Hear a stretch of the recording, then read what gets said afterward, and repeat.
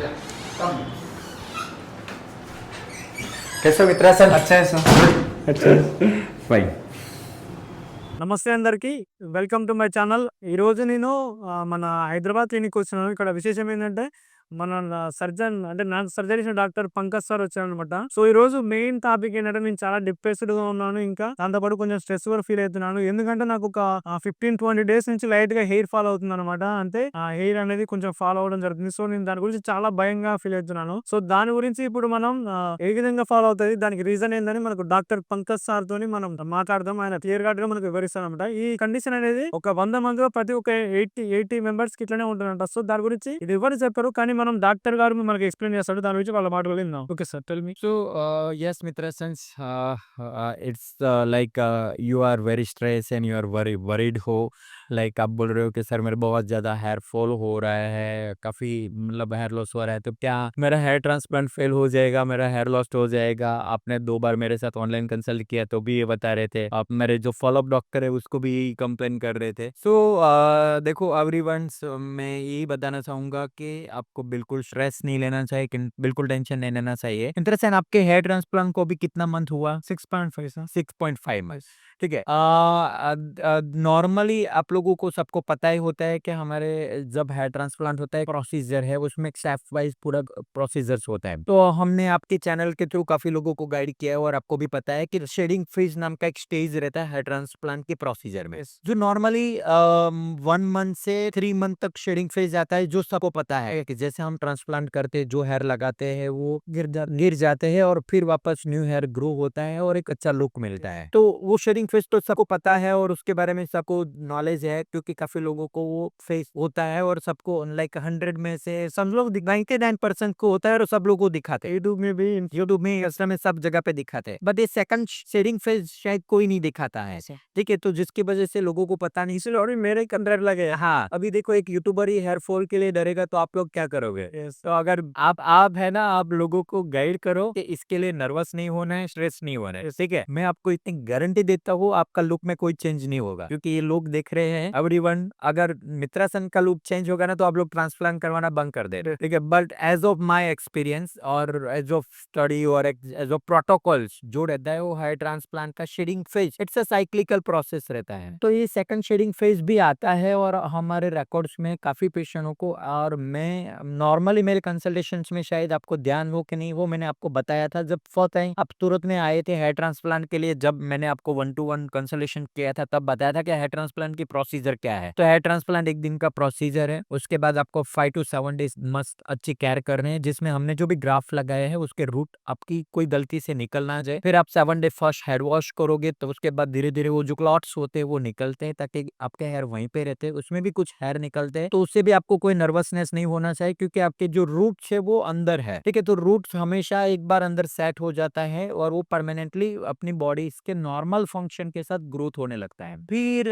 15 दिन के बाद जैसे आप नॉर्मल लाइफस्टाइल में नॉर्मली यूज टू हो जाते हो और बिजी हो जाते हो आपके वर्क में, आपके काम में, या आप जो भी करते हो उस चीज में, फिर 15-20 दिन 1 मंथ के बाद नॉर्मल पीपल्स को शेडिंग फेज होना स्टार्ट होता है। जब आप मिनोक्सिडिल अप्लाई करते हो या मेडिसिन अप्लाई करते हो या हेयर वॉश करते हो शैम्पूइंग के टाइम, तो आपको काफी हेयर दिखे हुए हैं, जो मोस्टली 1.5 मंथ से स्टार्ट होता है और उस टाइम पे मैक्सिमम शेडिंग फेज दिखता है। तो वो जो हेयर आप वॉश करते हो तब आपने देखा होगा उसमें कभी रूट्स बाहर नहीं आते। दिस इज कम्प्लीटली मीथ है कि जो लोग देखते हैं कि हम हेयर वॉश करते हैं या जो शैम्पूइंग करते हैं या कॉम्बिंग करते हैं तो हमारे हाथ में फॉल होता है, उसमें रूट दिखता है, वो हेयर रूट्स नहीं होता है, वो एक हेयर का डर्मल पेपिला का पार्ट्स होता है। हेयर रूट्स हमेशा के लिए अंदर होता है, जो आप गूगल्स में भी मिल जाएगा। आप जो anagen, catagen, telogen hair cycle से आप वहां पे जाओगे तो समझ में आ जाएगा कि एनाजन, कैटाजन और टेलोजन फेज में जाने के बाद एक्सोजन में फेज जाता है, तब रूट्स वहां पे अंदर स्किन के अंदर रहता है, वो सेपरेट हो जाता है और अपर का पोर्शन निकल जाता है। तो आपने जो आके मुझे दिखा है कि देखो सर मेरा रूट्स निकल रहा है, वो रूट्स नहीं है, ठीक है।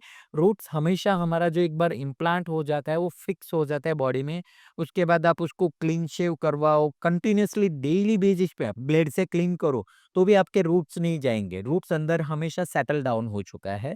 तो वो 15 डेज के बाद जो या 1 मंथ के बाद जो शेडिंग फेज होता है, जो नॉर्मली हर लोगों ने देखा होगा, तो वो निकल जाते हैं और 3 मंथ के बाद आपका नया रिजल्ट देखना स्टार्ट होता है। और 3 मंथ के बाद आपका भी बहुत अच्छा रिजल्ट आ गया था, आपके चेहरे पे बहुत खुशी आ गई थी, लोगों को भी दिखा रहे थे आपके मेरा अच्छा लुक आ गया, यंग और विराट कोहली बन गए थे, क्योंकि लगता है ना विराट कोहली का लुक। आप लोग को क्या लगता है, ये विराट कोहली जैसे लगता है कि नहीं? मुझे तो लगता है कि विराट कोहली जैसा सेम लुक है। तो ये जो अपना विराट कोहली है, वो 3 मंथ के बाद अच्छा लुक आ गया, अच्छा वॉल्यूम्स आ गया, तो बहुत खुश हो गए थे भाई साहब, अच्छे हैप्पी थे, सेटिस्फाइड थे। बट अभी चेहरे पे थोड़ा मायूसी आ गया है, कि एक डर आ गया है कि भाई लास्ट मोस्टली 1 मंथ से वो कंप्लेन कर रहे हैं कि मुझे हेयर फॉल हो रहा है। तो अगर आप लोग भी इस कंडीशंस में हो, आपका 6 मंथ हुआ, 7 मंथ हुआ है और आपको हेयर लॉस होता है, तो आपको और मित्रा सेंस आपको डरने की जरूरत नहीं है। मैंने फर्स्ट दिन बताया था कि 3 मंथ के बाद आपका न्यू हेयर ग्रोथ स्टार्ट होता है, 4 मंथ में 50% रिजल्ट दिखता है और उसके बाद हर महीने 10 to 15% इंप्रूवमेंट होता है और 6 मंथ में 70-80% रिजल्ट आ जाता है, और जो काफी अच्छा होता है। तो 6 to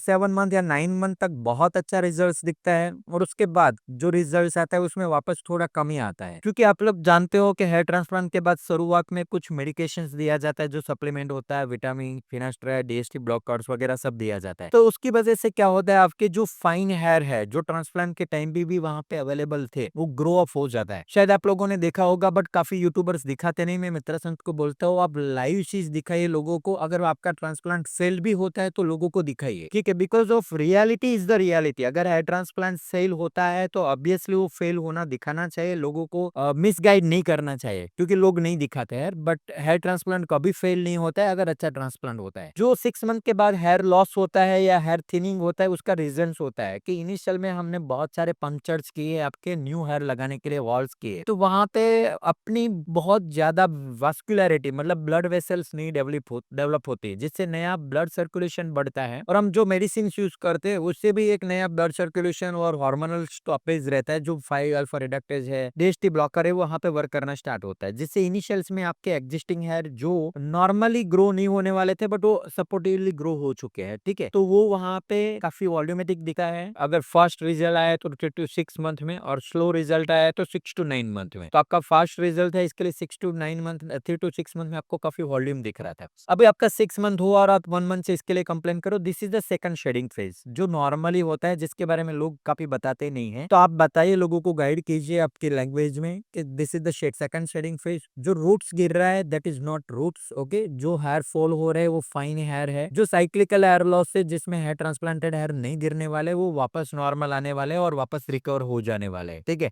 आपके पर दिन 100 हेयर गिर रहे, तो अभी तक तो 3000 हेयर गिर चुके होंगे, तो आपके गंजापन आना चाहिए। तो अभी तो गंजापन आया नहीं एपिसोड से, क्योंकि मैंने तो कितने लगाए मित्रा से, हेयर गिर रहा है लेकिन लुक में चेंज नहीं। नहीं आएगा। हमने कितने ट्रांसप्लांट किए थे आपको ग्राफ? 4100। 4100 किए, तो आपके 1 मंथ में तो 3000 गिर चुके हैं। तो अभी तो यहाँ पे कौन से बाल अभी बचे हैं? इस 1000 हेयर बचे हैं, और ये 1000 हेयर का लुक है, क्या सही है कि गलत है? ये इट्स नॉट रियलिटी, ठीक है? तो आपके जो भी हेयर गिर रहे हैं उसके सामने नए भी आ रहे हैं, तो आप बिल्कुल स्ट्रेस फ्री रहिए, आपके नए लुक्स को एंजॉय कीजिए, अच्छी लाइफ के साथ जिए, नई हेयर स्टाइल बनाइए।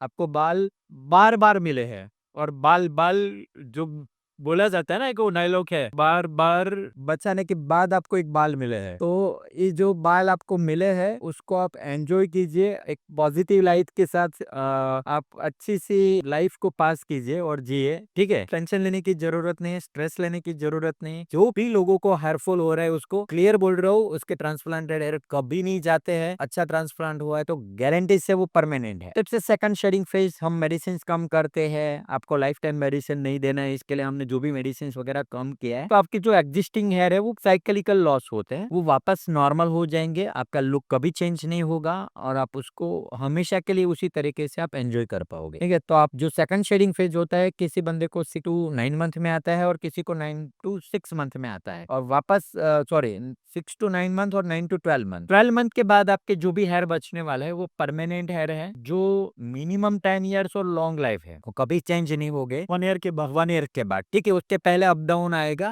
तो उसके लिए आपको बिल्कुल स्ट्रेस लेने की जरूरत नहीं है। मेन जो आप स्कैर्ड होते हो कि आपके हेयर फॉल हो जाएंगे, उसके लिए आप प्रॉपर वॉश नहीं करते हो या प्रॉपर क्लीनिंग नहीं करते हो, तो वैसा मत कीजिए। आप प्रॉपर क्लीनिंग करना रखिए, अच्छे से वॉश रखिए, क्लीनिंग रखिए, उससे कोई दिक्कत नहीं होती। एक अच्छा मेंटेन रहने वाला स्कैल्प होना चाहिए, ठीक है। तो आप बिल्कुल बेफिक्र रह सकते हो। आपके जो भी हेयर फॉल हो रहा है, आप टेंशन मत लीजिए। आपके व्यूअर्स को भी इसी तरीके से आप गाइड करते रहिए। आपके हर 15 दिन की जर्नी लोगों के साथ शेयर करते रहिए, क्योंकि दे वाचिंग यू कि आपका हेयर कंडीशन क्या है, और उसकी वजह, आपकी वजह से उन लोगों को कॉन्फिडेंट आता है, ठीक है। You are the confidence of so many of peoples. आप एक हीरो हो लोगों के लिए, तो आपका कॉन्फिडेंट उनको और बूस्ट करता है। और मैं इतनी गारंटी से बोलता हूँ कि आपका जो लुक हमने क्रिएट करके दिया है, वो हमेशा के लिए आपको रहने वाला है। आप हमेशा इसी एज में यंग रहने वाले हो, तो enjoy your young look. Okay sir. Doctor గారు ఏమంటున్నారంటే ఇప్పుడు ఈ షేడింగ్ ఫేస్ అనేది ఫస్ట్ స్టేజ్ లో మనకి ఓన్లీ 1 మంత్ టు 3 మంత్స్ వరకే మనకి ఫస్ట్ షేడింగ్ ఫేస్ తెలుసు. యూట్యూబర్స్ గానీ ఇన్స్టాగ్రామర్స్ గానీ అందరూ ఇదే చూపిస్తారు. బట్ ఇప్పుడు వచ్చిన నాకు ఈ షేడింగ్ ఫేస్ అనేది 6 మంత్స్ నుంచి 9 మంత్స్ వరకు ఉంటది అనమాట. ఇది సెకండ్ స్టేజ్ ఆఫ్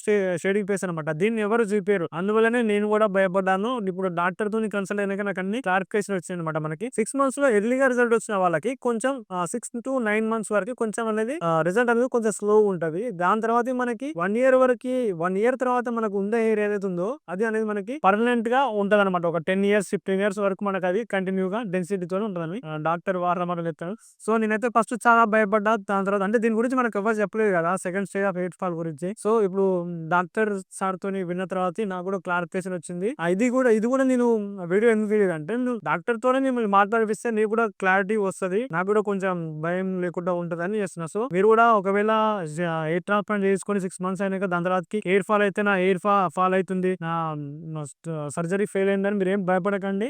ఇప్పుడు మనకు క్లారిఫికేషన్ ఇచ్చేదాం. డాక్టర్ ఏమంటున్నాడు అంటే, ఒక మంచి సర్జరీ అనేది ఎప్పుడు ఫెయిల్ కాదు, అలాంటిది ఏం ఉండదని చెప్తున్నాడు అనమాట. సో ఇట్లా ఉందన్నమాట.